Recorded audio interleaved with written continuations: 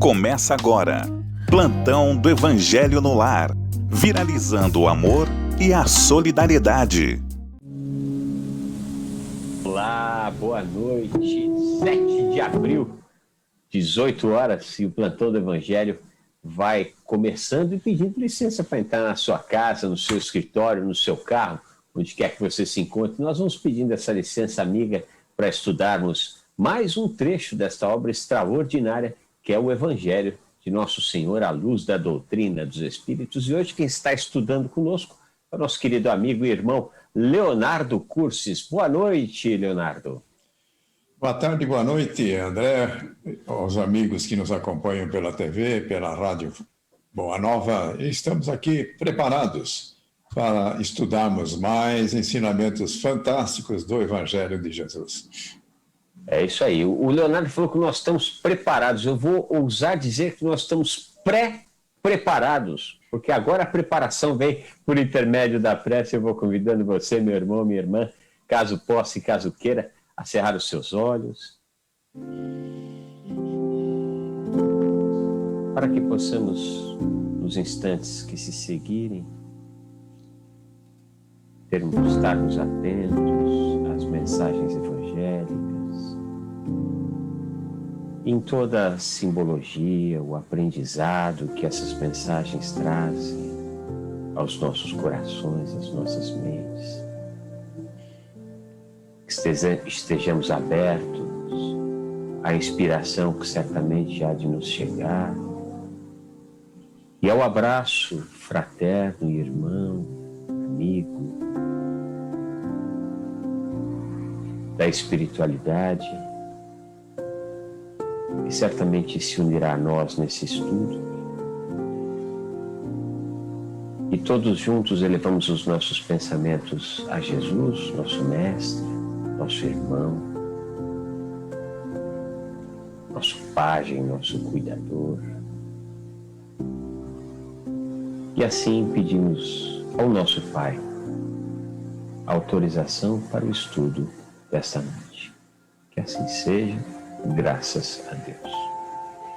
Muito bem, vamos dando continuidade aqui ao nosso programa de hoje. Hoje, o Plantão do Evangelho no Lar dá continuidade, ao capítulo 13 de O Evangelho segundo o Espiritismo. Mais precisamente, uma mensagem de quem? Leonardo estava falando dele agora há pouco. De quem, Leonardo? É o Vicente de Paulo, São Vicente de Paulo. É, exatamente. No Evangelho é dito ali São Vicente de Paulo, Paris, 1858. Aliás, isso já cabe uma pergunta, Leonardo. Se a nossa visão de espíritos que se encontram em um estágio mais evolutivo, não nos parece uma visão, a mesma visão, por exemplo, que os nossos irmãos católicos dão às entidades que eles chamam de santos, né? Não é prática. Por exemplo, nós não falamos aqui São Chico Xavier, né? Dentro do Espiritismo, embora muita gente talvez até fale, né? Mas enfim, por que, se esta nomenclatura não é utilizada, por que Kardec, na sua opinião, né, utilizou-a na formatação da obra do Pentateuco? Principalmente o Livro dos Espíritos tem, o Evangelho tem também, as outras obras não me recordo. Eu tenho a impressão que ele era fiel na identificação de quem estava passando a mensagem. E certamente há muitas mensagens no Evangelho segundo o Espiritismo de padres, de bispos, e que eles mesmos se apresentavam dessa forma. Então, para manter a fidelidade da própria comunicação, Kardec apresentava as mensagens com o nome daquele que se apresentava, com o título daquele que se apresentava.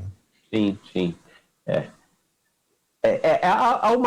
Eu já ouvi gente falando de tudo. Tem gente que disse que defende, por exemplo, que era uma espécie de aproximação que ele fazia com a igreja, para evitar problemas com a igreja, que ainda tinha, já não era tão poderosa como foi em séculos passados, né, ao século XIX, mas ainda exercia um certo poder. Então, tendo esses personagens ilustres e os cargos, né, enfim, os títulos que eles tinham dentro da liturgia católica, ele teria menos problemas, né? Eu também acho que pode ser talvez pode ser mais simples do que isso, pode ser próximo disso que você nos trouxe. É uma forma das pessoas rapidamente se ligarem, né? Porque você fala Vicente de Paulo, Vicente de Paulo pode ser, aliás, deve ter uns tantos Vicentes de Paulo, né? Agora, São Vicente de Paulo, né? Já que nós temos, de uma certa forma, nós passamos pela esteira do catolicismo, fica mais fácil de identificar. Acho que eu estou mais próximo aí dessa sua crença. Mas, de qualquer forma, é o capítulo 13, né? Que a mão direita não veja o que faz a esquerda, se não me engano é isso, ou é o vice-versa. E o item é o item 12, mensagem sobre Vicente de Paulo. Mas você ia falar alguma coisa, meu querido Leonardo? Bem, essa identificação, eu acredito que ainda nos dias de hoje, atrai a atenção de pessoas que, de alguma forma, sejam devotas desses santos. E nada contra, porque, especialmente esse que nós vamos ver hoje, ele tem uma obra fantástica. Às vezes, nós sabemos informações de alguns dos santos que, ao chegar lá no plano espiritual ter essa nomenclatura, ficavam um tanto quanto perturbados, porque a sua trajetória não mereceria exatamente isso. Mas, entretanto, entre os santos da Igreja Católica, há muitos que realizaram tarefas fantásticas. E o São Vicente de Paulo é um deles. Né? Sim, sem dúvida. E a gente, às vezes, não se dá conta que estes espíritos, né, eles tinham uma tarefa tão importante, não tem, uma tarefa tão importante na nossa iluminação, que certamente é um trabalho de equipe, né? O Kardec não era só um educador que entrevistava médiuns e espíritos por intermédios desse médium. Certamente havia uma equipe, tanto no campo físico, aliás, certamente não, nós sabemos que havia uma equipe tanto no campo físico, como imaginamos que havia uma equipe no campo espiritual que pensava nessas obras, pensa nestas obras, não só como mensagem que precisa ser entregue, mas, entre outras coisas, como mensagens que precisam ser difundidas, né?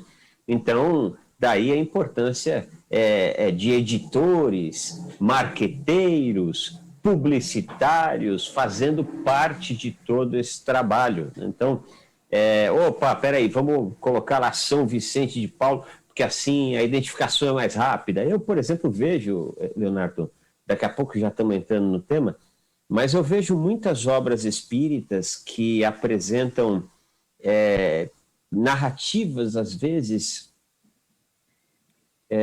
que nos parecem um pouco fantasiosas, né?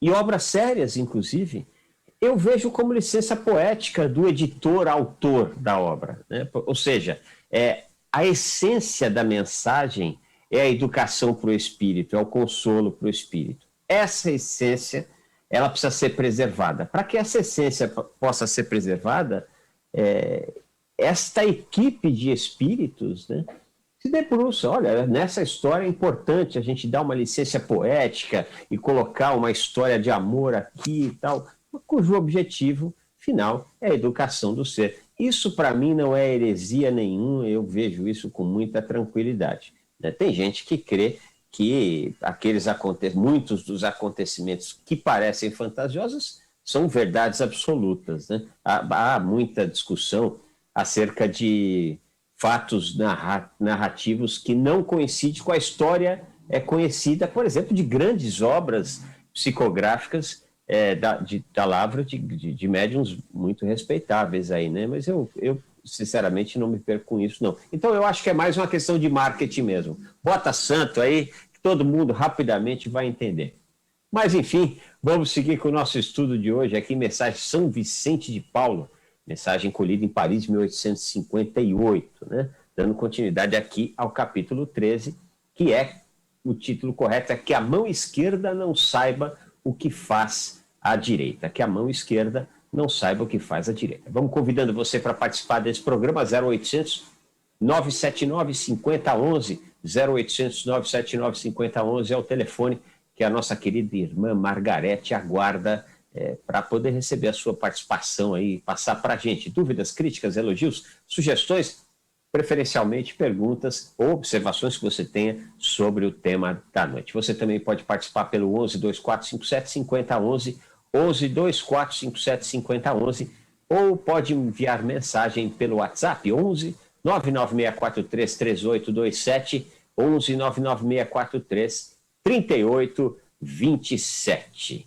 E você também, que a gente sempre fala aqui, pode acessar este programa, acompanhar este programa, curtir, comentar e compartilhar, que na verdade é até uma grande caridade que você faz para a doutrina espírita, para o consolo das criaturas, quando você dá publicidade às coisas do bem. Então, curtir, comentar e compartilhar lá no facebook.com.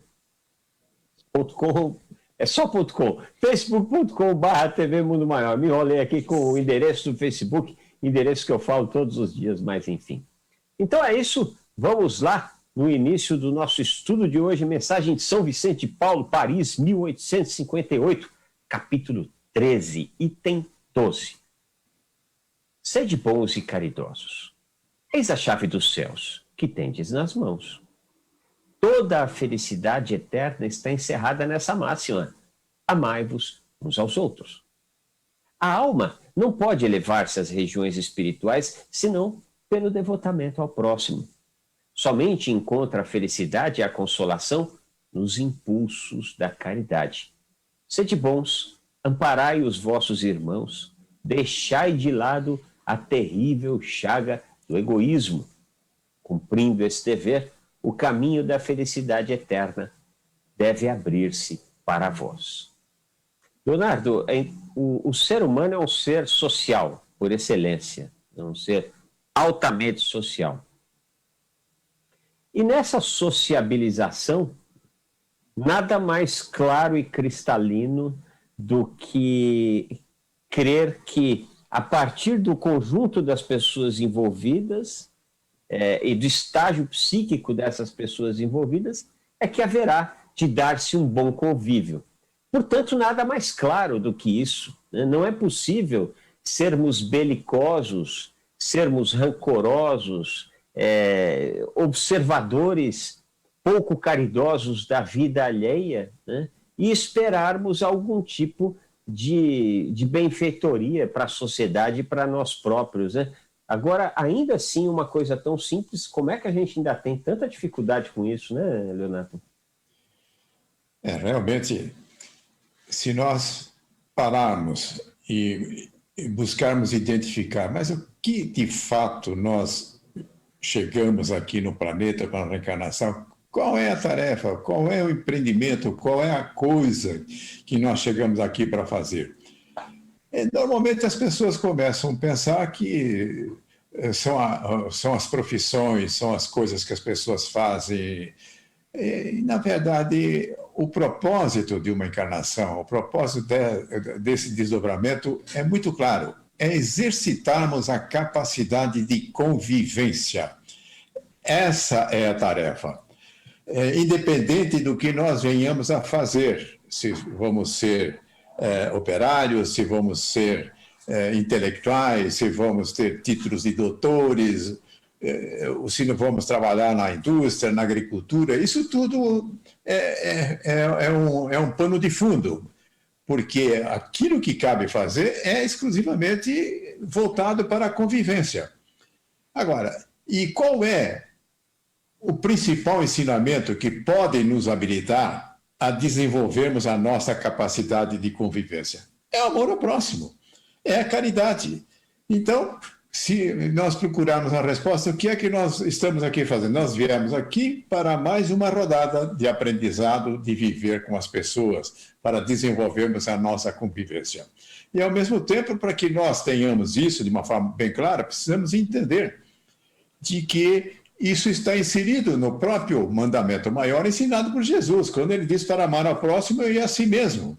Evidente, também recomendou amar a Deus. Agora, para que nós possamos amar a Deus, existe essa etapa inicial, que é de nós apurarmos a nossa capacidade de convivência, amando o próximo, amando a nós mesmos. Quando concluirmos isso com sucesso, aí sim nós podemos declarar que também amamos a Deus. Então, essa é a trajetória.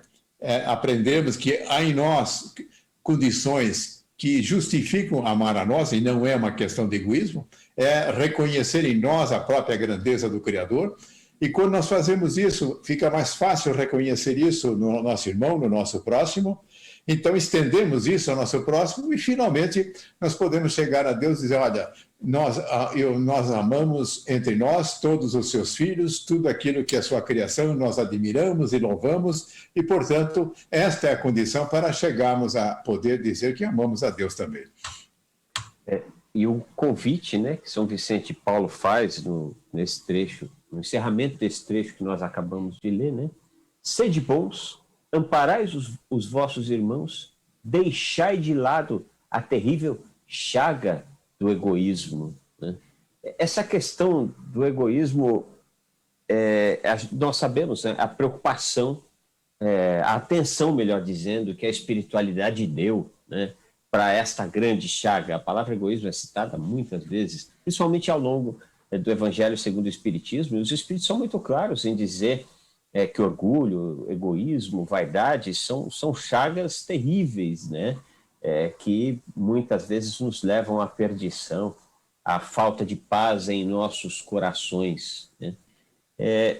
Entretanto, é interessante, a meu ver, existe uma falta de compreensão para com o verdadeiro significado de dar atenção a si mesmo, né? Para muita gente que tem atos egoístas, e todos nós temos atividades egoístas de quando em vez, acho que o que difere um pouco é a intensidade desse egoísmo, né? Tem pessoas que realmente ainda estão muito cristalizadas em si próprias, mas todos nós temos um pouquinho de egoísmo, e se a gente tiver que definir uma palavra, egoísmo é eu querer bem a mim acima de todas as criaturas. Né? Agora, se eu quero bem a mim, não pode ser acima de ninguém, né? Porque se eu estou acima de alguém, é sinal que alguém está abaixo. Né? Se alguém está abaixo, o objetivo é fazer com que esteja acima, né? Porque senão eu fico olhando para baixo. E não necessariamente para onde eu tenho que andar, para o caminho que nós devemos seguir. Né? Se nós tivéssemos, Leonardo, a meu ver, a noção da importância que é este alto amor, seria absolutamente natural que nós sempre tivéssemos uma ação pautada em pelo menos igualdade de condições, em justiça social e outras coisas todas, para os nossos irmãos de caminhada. Porque só é possível a felicidade verdadeira quando nós não tivermos que olhar tão para baixo como nós estamos fazendo hoje, né, Leonardo? Infelizmente, nós estamos vivendo esses tempos onde a fome está aí com tudo, nesses momentos que nós estamos vivendo. Não é, a meu ver, é muito difícil você buscar uma felicidade, ou pelo menos mais momentos de felicidade constantes e sistemáticos, se nós lidamos com essa miséria o tempo todo. Miséria que é fruto da nossa incapacidade de olhar para o coletivo, né? Porque os livros dos Espíritos, por exemplo, é muito claro quando fala de justiça social quando fala de justiça social, ele fala, não haveria, não com essas palavras, mas nesse contexto, não haveria injustiça social se as pessoas não fossem egoístas, se não houvesse um acúmulo, né, em detrimento de um uso minimamente cristão de outros. Você acha que é por aí? Não? Agora, existe um aspecto que me parece extremamente relevante, que nós precisamos tomar cuidado. O ponto de partida de fato, nós reconhecermos condições para amarmos a nós mesmos. Mas, por outro lado, a gente vê uma pregação constante, e isso acontece no seio das religiões, nos desqualificando de uma forma bastante acentuada. É porque nós somos pecadores, porque somos isso, porque não sei o que lá, a própria questão do egoísmo é repetida com muita veemência. Ora, quando diante de um discurso dessa natureza, eu posso até perguntar, mas como é que eu posso amar alguém que tem todos esses defeitos? Fica complicado, não é? Acontece que nós temos que ser apresentados, nós temos que nos reconhecer numa outra condição. Nós somos filhos de Deus. E filhos de Deus não tem nada a ver com esse discurso. Filhos de Deus são criaturas com um potencial imenso para poder se realizar na vida. Então, eu acredito que nós chegamos a um ponto em que, no lugar do discurso em relação ao egoísmo, nós vamos falar de altruísmo. No lugar da impaciência, nós vamos falar de paciência. No lugar da intolerância, nós vamos falar de tolerância. Então, trata-se de desenvolver virtudes e não de combater defeitos. E todo combate nunca é bem sucedido. Hoje nós sabemos que quando nós damos atenção a um determinado aspecto do nosso comportamento, nós reforçamos isso ainda mais. Se eu começo a dizer, olha, como eu sou egoísta, eu só faço a coisa errada, se eu quero, nós acabamos reforçando isso. Não, nós somos filhos de Deus, estamos numa empreitada, estamos gradativamente desenvolvendo as nossas capacidades. E é bom lembrar também o seguinte, que essas condições, aí a questão do egoísmo, por exemplo, teve um papel na nossa própria evolução. Então, porque se nós perguntamos o seguinte, olha, nos ensinam que nas nossas encarnações primitivas nós somos tutelados pelo plano espiritual, ou tutelado talvez não seja o termo correto, somos orientados pelo plano espiritual, e teria nos orientado de uma forma equivocada? De forma nenhuma. Em determinados estágios, o egoísmo cumpriu uma tarefa, especialmente nós reconhecermos a nossa própria individualidade. E aí eu costumo brincar com isso, dizendo o seguinte, isso é algo semelhante a como é que nós aprendemos a andar de bicicleta. Normalmente nós colocamos aquelas rodinhas para evitar que nós caiamos. É errado colocar essas rodinhas para aprender a andar de bicicleta? De forma nenhuma. Mas depois que nós aprendemos a andar de bicicleta, é razoável que nós continuemos com essas rodinhas? Também não. Então, o que acontece? Nós estamos numa situação em que o egoísmo nos conduziu, de certa forma, mas agora não é a coisa melhor que nós temos por fazer. A coisa melhor que nós temos por fazer agora é desenvolvermos o altruísmo. E uma coisa fantástica, quando nós vamos na direção de desenvolver o altruísmo, não há sofrimento. Quando eu fico me martirizando por egoísmo que possa estar querendo reconhecer, isso me causa sofrimento. Agora, o que acontece quando eu consigo desenvolver o altruísmo? Que o egoísmo sai de campo sem que nós tenhamos que lutar com ele. Agora, ser egoísta e ser altruísta são capacidades. Isso não significa que quando nós desenvolvemos altruísmo, que nós esquecemos de como é que é ser egoísta. Pode ser que em determinadas situações até venhamos a utilizar isso. Mas o que se espera daqui para frente, que a ferramenta que vai estar mais disponível e que nós vamos procurar desenvolver de uma forma mais acentuada, é o altruísmo. Enfim, e com isso, o que acontece? Nós vamos reconhecendo que a criação de Deus é fantástica e nessa criação de Deus estamos nós inseridos. Ora, se nós nos admiramos quando nós olhamos para o cosmos, o brilhantismo que ele insera, inclusive o Santo Agostinho dizia o seguinte, que o homem tem dificuldade para reconhecer a maior criação de Deus, que somos nós. Nos maravilhamos diante de uma cachoeira, de um arco-íris, enfim, de toda a natureza, e temos dificuldade para reconhecer aquela que é a criação máxima de Deus, que somos nós, filhos de Deus. Portanto, eu acredito no seguinte, na hora em que nós formos por esse caminho, nós vamos começar a perceber que fazer o bem é gostoso, fazer o bem nos traz uma gratificação adequada. E tanto é que toda vez que nós fazemos alguma coisa, uma pequena gentileza, nós nos sentimos bem.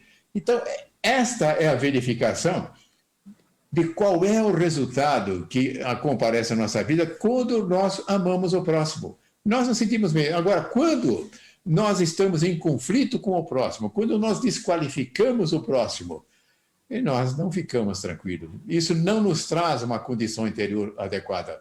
Pelo contrário, isso nos traz sofrimento. Então, a receita é saiamos do sofrimento e ingressemos para a alegria e na busca daquilo que nos é apresentado sempre como o maior propósito da vida, que é alcançarmos a felicidade.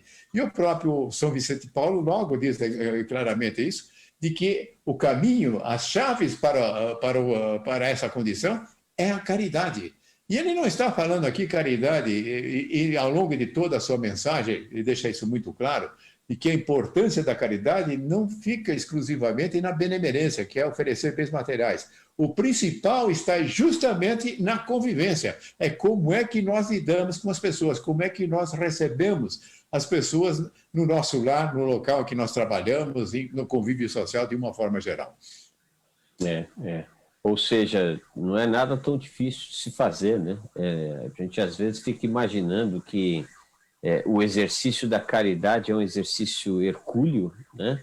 Quando em verdade ele é de grande simplicidade, né? E gostei muito dessa tua fala sobre o altruísmo em detrimento do egoísmo, e vai ao encontro daquilo que está em O Livro dos Espíritos, né? Quando se fala, né, os espíritos falam da inexistência do mal, né, dizendo, olha, o mal ele não existe, o mal é a ausência do bem, né? O egoísmo, de uma certa forma, é a ausência desse bem, que é muito bem, que é um excelente treinamento se fazer por intermédio do altruísmo. Muito bacana. Bom, vamos lá, meus irmãos, minhas irmãs, lendo mais um trechinho do Evangelho de hoje. Você que chegou agora há pouco, capítulo 13, item 12, mensagem de São Vicente de Paulo, em Paris, 1858. Essa mensagem foi recebida. Vamos lá. De resto, quem dentre vós não sentiu o coração pulsar, sua alegria interior dilatar-se ao relato de um belo sacrifício, de uma obra verdadeiramente caridosa? Se buscasseis apenas o prazer de uma boa ação, ficaríeis sempre no caminho do progresso espiritual. Os exemplos não vos faltam. A boa vontade é que é rara. Vede a multidão de homens de bem, de que a vossa história piedosamente relembra. Eu estava lendo esse trecho aqui, Leonardo, lembrei de um papo que eu tive há alguns bons anos com uma pessoa que estava passando um momento de grande sofrimento, né, na vida, em função de opções que deveria fazer, né? Opções pela manutenção de uma carreira, de uma função que fazia aquela criatura, estava fazendo aquela criatura infeliz, entretanto com altíssimos ganhos financeiros. E a outra opção era uma vida um pouco mais tranquila, né? Buscar administrar os bens que já tinha, enfim, dedicar-se sim a atividades profissionais, mas menos intensas, que exigissem menos, né? E poder ter um espaço para a família, coisa e tal. Era o dilema dessa criatura, né? E nós percebíamos, enquanto ela relatava esse seu dilema, esse seu sofrimento, né, que o que estava sopesando, né, e bastante, era justamente os luxos da vida, né? Enfim, os zeros que vão crescendo mês a mês na conta corrente, que é muito legal, quer dizer, eu acho que deve ser muito legal, né? Mas se você não tiver com a sua cabeça tranquila, com a sua consciência tranquila, eu já não acho que seja muito bom. Mas, enfim, aí no meio do diálogo, nós sentimos que podíamos ajudar com uma coisa muito simples, né? Pedimos a ela que fizesse o seguinte exercício. Olha, eu te dou aí 30 minutos para você anotar 5 nomes de pessoas muito poderosas, grandes dominadores, grandes guerreiros, e que são amados, respeitados e referenciados pela humanidade até hoje. 30 minutos. Né? Passou um tempinho, essa pessoa falou, não é possível, não consegui achar um. Né? Ok, então agora eu te dou 5 minutos para você falar 10 nomes de pessoas que são amadas, respeitadas e que fizeram bem para a humanidade. Né? Ela não precisou de 5 minutos. Porque aí a quantidade de nomes que vão surgindo é Frei Damião, Madre Teresa do Calcutá, Mahatma Gandhi, Martin Luther King, enfim, tanta gente boa, Francisco Cândido Xavier, né? Tanta gente boa, não precisa, né? Então, só este exemplo simples, que vai muito ao encontro desse trecho aqui do Evangelho, já deveria ser capaz a ser um norteador, uma bússola das nossas ações, né, Leonardo? Porque se essas pessoas são tão respeitadas e tão bem relembradas pela humanidade terrena, né? Por que nós não vamos querer isso para a gente também, né? Isso aí já deveria ser um aspecto muito forte para nos convencer da importância dessa caridade, que, como você mesmo disse, não é algo de outro mundo, é algo simples, né? Eu tenho a impressão que a grande dificuldade para nós nos direcionarmos de uma forma na direção da caridade, do amor ao próximo, é a cultura na qual nós estamos inseridos. E o que prevalece na cultura que nós estamos inseridos? Competição. É vencer de qualquer forma. Agora, isso começa já dentro de casa, as crianças já são estimuladas nessa direção. Então, nós estamos dentro de uma sociedade extremamente competitiva. Então, fica difícil visualizar o outro lado, que o outro lado é cooperação. E as pessoas acham que é impossível organizarmos a vida tendo essa outra visão, a visão da cooperação. E, por outro lado, também, normalmente, esses beneméritos que tanto benefício fizeram para a humanidade são apresentados como criaturas que passaram por grandes sacrifícios. Ora, se desse outro lado, a conquista de bens materiais, me acena com bem-estar, com a possibilidade de ter uma vida tranquila, e de outro lado, fico me acenando com a possibilidade em que representa sacrifício. Mas aí nós poderíamos perguntar para essas pessoas, para o Mahatma Gandhi, para o Chico Xavier, para essas pessoas que você citou, se elas entenderiam que aquilo que fizeram era um sacrifício. E provavelmente elas dirão que não era um sacrifício. Porque aí é que está o grande engano. Fazer o bem não é um ato de sacrifício, é constantemente, nós ouvimos a expressão, inclusive você leu agora há pouco também, dizendo que fazer o bem pode ser um sacrifício. Não é um sacrifício. Alguma coisa que me traz uma sensação de paz, de tranquilidade, de bem-estar. Como é que eu posso entender isso como um sacrifício? Então, se tem algum bem que eu estou fazendo, mas que eu estou sentindo que eu estou me sacrificando, é porque provavelmente não aprendi ainda a fazer o bem da forma como ele deve ser feito. Eu estou simplesmente sendo obrigado a fazer alguma coisa. E amar o próximo não é uma obrigação, é uma conquista, é algo que nos traz uma condição extremamente favorável. Então, portanto, nós precisamos começar a falar mais de cooperação. Nós podemos começar a mostrar que a cooperação tem uma força maior do que a própria competição. Enquanto que a competição é destrutiva, a cooperação constrói, a cooperação acrescenta, a cooperação nos enriquece, não somente sob o ponto de vista material, mas especialmente na nossa convivência. Como fica boa a convivência quando nós estamos numa família em que as pessoas se cooperam entre si, ou quando nós estamos num local profissional onde essa característica também acontece, ou quando nós estamos numa casa espírita onde também prevalece esse propósito da cooperação. O caminho é esse. Agora, quando nós partimos para uma sociedade voltada para valores de cooperação, será muito mais fácil nós fazermos o bem. Nós precisamos acordar para isso. Aliás, já tem bastante hoje, graças a Deus, já tem bastante estudos, né, sobre a importância de sairmos desta fase competitiva para uma fase colaborativa, cooperativa, né? Essa questão do sacrifício é curiosa, né?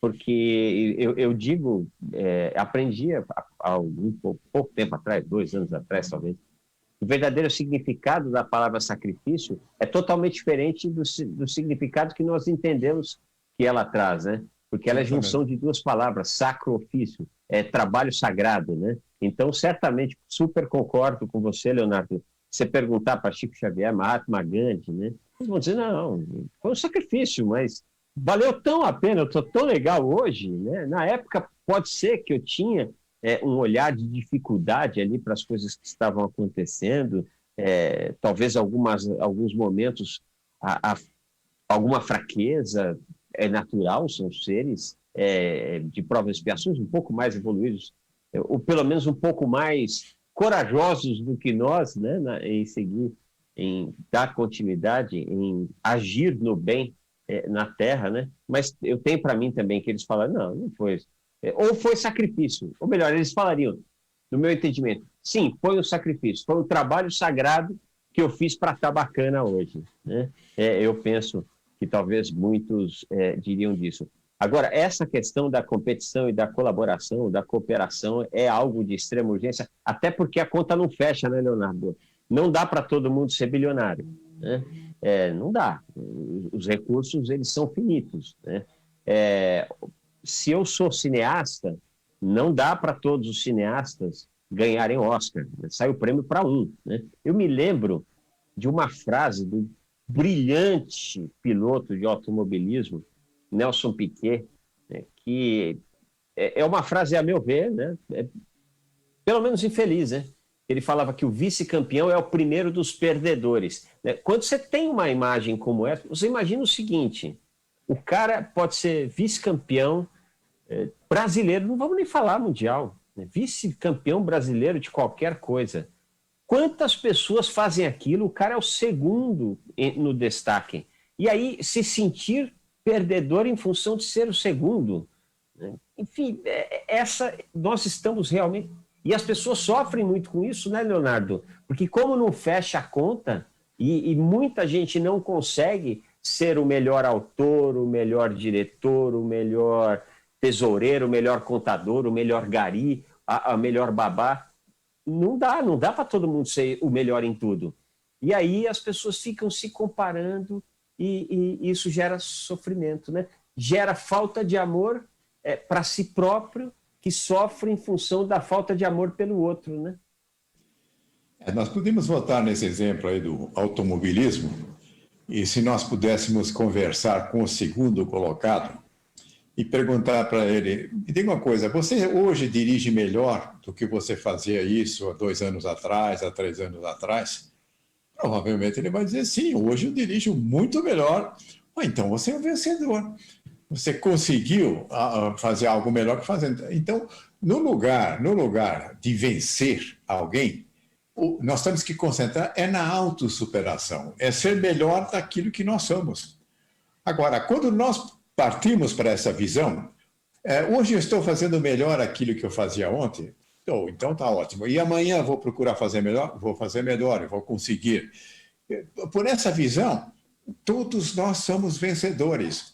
E a reencarnação tem essa característica, ela nos dá a condição de todos sermos vencedores, porque nós podemos nos habilitar a fazer coisas fantásticas, pela repetição, pelo treino, pelo aprendizado, e nós vamos nessa direção. Agora, aqueles que estão no topo, o primeiro colocado, quem diz que o julgamento para aqueles que estão no topo é um julgamento justo? Muitas vezes nós encontramos aquele que foi campeão não sei do quê, mas que usou de expedientes não recomendáveis, expedientes não evangélicos, podemos dizer assim. E no próprio automobilismo, nós assistimos coisas nessa direção, outro que colocou outro para fora para que ele pudesse ser campeão. Então, nem sempre o campeão traz, além da medalha, uma qualificação moral que ele possa ser reconhecido. De fato, esse é o bom. E tem uma outra coisa, né, Leonardo? O preço que às vezes se paga para estar em primeiro lugar, né? Eu me lembro de alguns anos atrás conversando com um vice-presidente de um dos maiores grupos de comunicação do mundo, inclusive. E esse vice-presidente nos dizia... falou: olha, vocês não têm ideia o que existe... Ele definia uma certa classe de funcionários desse grupo de comunicação como os primeiros, os privilegiados, os que estavam em primeiro lugar, né? Ele falou assim: olha, demora muito para o cara, quando entra na corporação, para ele chegar em primeiro lugar, e pouquíssimos chegam. E entre os que chegam, nesses primeiros lugares... são poucos os que conseguem permanecer. Não raro, muitos chegam, ficam pouco tempo e desaparecem, né? E a observação dele foi interessantíssima, porque não é fácil, porque o preço que nós cobramos para que essas pessoas permaneçam nos primeiros lugares, nem todo mundo aguenta, né? Assim, eu fiquei imaginando as metas que aqueles caras têm que alcançar para poder se manter em primeiro lugar. Para quê exatamente? Será que fazendo a contabilidade ali a contabilidade humana, divina, né? E até material, vai valer a pena? Né? Será que a receita vai ser maior do que a despesa? Despesa de remédios, despesa de médicos, despesa de terapia, despesa, sabe, de inúmeros casamentos sucessivos, né? Cobra-se um preço muito alto e esse preço ele é em função dessa competição. E nós, como educadores, poderíamos auxiliar muito nisso, né, Leonardo? Quando nós não treinássemos, não educássemos os nossos filhos para serem campeões em relação a outros, né? Mas que pudéssemos treiná-los para que sejam campeões em relação a si próprios, né? É sair da encarnação, como você disse, não com essas palavras, mas nesse contexto, é sair da encarnação com condições de olhar e falar assim, poxa, saí melhor do que entrei, né? Poxa, eu já me venci, né? Já é um baita caminho, né? É algo que podemos considerar também. Aquele que está no topo, vamos supor duas situações. Ele é extremamente competitivo, derrubou muita gente, passou por cima. Eu tenho outro que não, ele chegou lá por uma questão de autossuperação. Ele ficou melhor, ele foi se desenvolvendo. Eu pergunto, qual desses dois tem uma condição de permanecer no topo e qual estará mais exposto a cair? Aquele que compete, quantas pessoas vão tentar derrubá-lo, hein? Agora, quando a nossa vitória é uma vitória verdadeira, fundamentada em coisas concretas que a autossuperação nos permite, as pessoas não vão conseguir nos tirar de lá. Porque a própria vibração que nós emitimos é completamente diferente. Aquele que é um cidadão que luta contra, ele simplesmente vai estimular, enfim, a torcida contrária a ele. E no caso da corrida, né, quer dizer, tem aquele que é campeão e normalmente corre 20 e poucos, né? Tem uns 19, 20 que ele derrubou o primeiro lugar, não é verdade? É da fita. E você sabe que, enquanto você falava, eu estava repassando aqui alguns desses profissionais que eu sei que estão ainda nesses primeiros lugares desta grande empresa de mídia, e todos são reconhecidos, olha só, hein, como é interessante, todos são reconhecidos por serem pessoas que trabalham muito bem em equipe, que são colaborativas, cooperativas, que têm uma certa humildade, que procuram sempre compor com os seus pares, né? E aí fica fácil, né? O universo conspira, né? Esse universo conspira nada mais do que o retorno das nossas boas ações, das nossas boas colheitas, das nossas boas semeaduras, né? Vamos ler mais um trechinho rapidinho, que a gente já está chegando aqui no final do programa. O Cristo não vos disse tudo o que se refere a essas virtudes de caridade e de amor? Por que se deixa de lado esses divinos ensinamentos? Por que fechar os ouvidos às suas divinas palavras e o coração às suas doces máximas? Eu desejaria que se desse mais importância, mais fé às leituras evangélicas. Mas abandona-se esse livro como uma palavra vazia, uma mensagem cifrada. Deixa-se esse código admirável no esquecimento. Vossos males provêm simplesmente do abandono voluntário desse resumo das leis divinas. Lede, pois, essas páginas ardentes sobre a abnegação de Jesus e meditai-as. Bom, à margem de ser um belíssimo texto, o espírito é muito claro, né?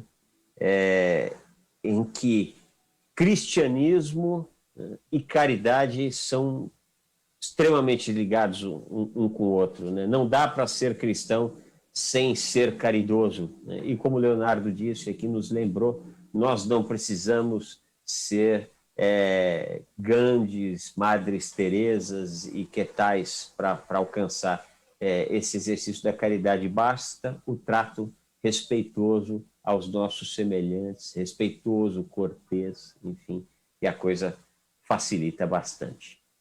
Meus irmãos, minhas irmãs, já estouramos aqui o horário do nosso programa. Eu vou rapidinho aqui, mas rapidinho mesmo aqui, agradecendo algumas almas queridas que nos mandaram mensagem. Lúcia Vasconcelos, de Natal, né? E como é que é?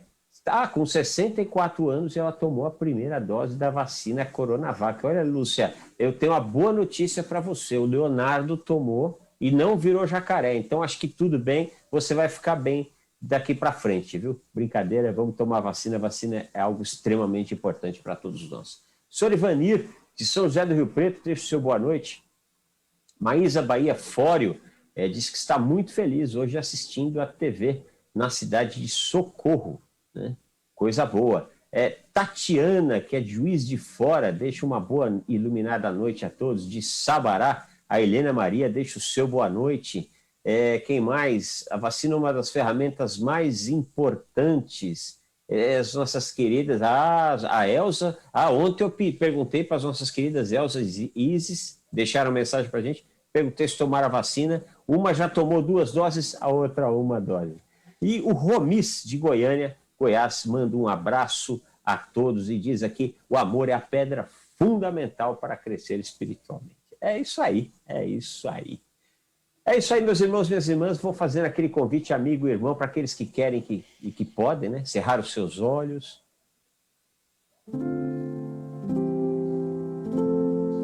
Para que todos possamos beber dessa energia de amor que certamente a espiritualidade amiga nos encaminha nesse instante.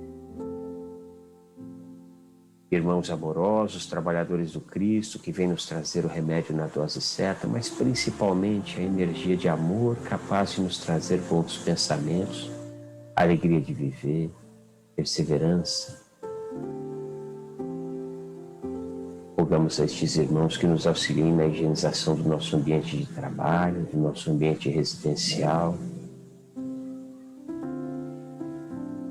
e na fluidificação amorosa das criaturas que coabitam conosco, nossos irmãos de caminhada. Rogamos a esses trabalhadores do Cristo, por aquele irmão e aquela irmã que nós sabemos que está passando por um momento difícil. Vamos nos lembrando dessa criatura nesse instante, envolvendo ela com as melhores vibrações, para que ela encontre forças de seguir adiante, encontrar a solução para os seus dramas, para os seus medos. Vibremos amor para os espíritos que retornam para a espiritualidade, principalmente aqueles que retornam por intermédio da Covid, que possam, o quanto antes, receber esta excelente notícia da continuação da vida e um abraço, um apreço dos espíritos que lhes encontram no retorno ao lar verdadeiro. E por fim, como fazemos todas as noites, vamos vibrando paz, amor, proteção aos nossos irmãos da área da saúde, para que encontrem forças espirituais, físicas, de seguirem adiante, trabalhando nesse momento tão importante do crescimento, do aprendizado da humanidade.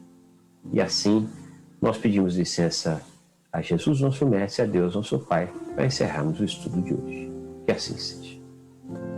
Leonardo, querido, uma ótima noite para você. Para você também, André. E uma boa noite a todos os nossos amigos que estiveram conosco pela TV e pela rádio. Muito obrigado, meu irmão, minha irmã. Uma ótima noite para você. O Plantão do Evangelho volta amanhã às 18 horas. Beijo no coração.